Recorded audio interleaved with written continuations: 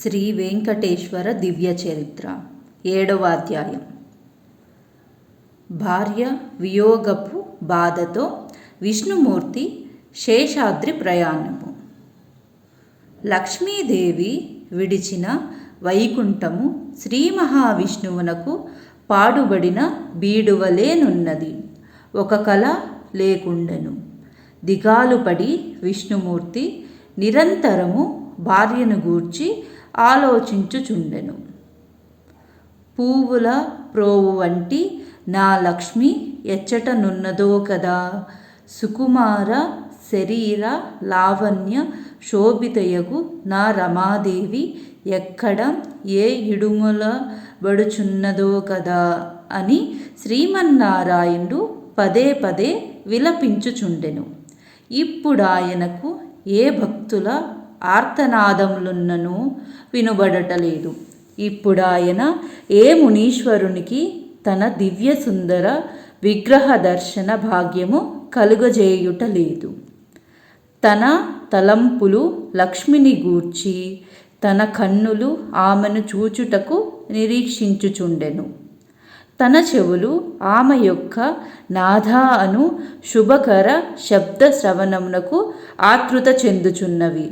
లక్ష్మీదేవి వైకుంఠమున నివసించుకుండుట నారాయణుకు దుర్భరముగా నుండెను. ఓదార్చువారు ఓదార్చుచునే ఉన్నారు, కానీ లాభము లేకుండెను. ఎప్పుడునూ విచారించని వారొక్కమారు విచారించిన అది ఎంతో చాలా లోతైన బాధ అయి యుండుట సహజము కదా. దానిని ఆపజూపుట విఫలమగు ప్రయత్నము మాత్రమే అగును. తన నిజసతిని వెదుకుటకై నారాయణుడు కూడా వైకుంఠమును వీడి భూలోకమునకు వెదుకుటకై బయలుదేరాడు. ప్రపంచ స్థితికి కారకుడైన శ్రీ మహావిష్ణువు యొక్క ఆ స్థితికి లక్ష్మీదేవి కారకురాలైనది. మండుటెండలలో మహావర్షధారలలో ఆయన అడవులందు కొండలందు కోనలందు విచారవదనముతో తిరుగుసాగెను. రమాదేవికై విలపించసాగెను. రాత్రి అనక పగలనక కాలగణన మనునది లేక తన నిజసతిని గూర్చి అన్వేషణ సాగించుచునే ఉండెను. మతి భ్రమించిన వానివలే తిరుగుచు వృక్షముల చెంతకు వెడలి, ఓ వృక్షములారా, నా ప్రియసతి ఇటు వచ్చుట చూచినారా అని, శిల వద్దకు వెళ్ళి, ఓ శిలలారా, మీ ప్రక్కల నుండి నా లక్ష్మీదేవి వెడలుట చూచినారా అని అడుగుచుండెను. ఆకలి లేదు, నిద్ర లేదు, విశ్రాంతి అనున్నది అసలు లేనే లేదు.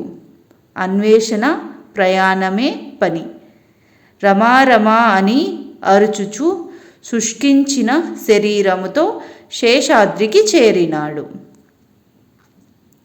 మత్స్యకూర్మ గోవింద, మధుసూదన హరి గోవింద, వరాహ నరసింహ గోవింద, వామన భృగురామ గోవింద, గోవింద హరి గోవింద, వెంకటరమణ గోవింద, గోవింద హరి గోవింద, వెంకటరమణ గోవింద. శ్రీ వెంకటేశ్వర దివ్య చరిత్ర 7వ అధ్యాయం సంపూర్ణం.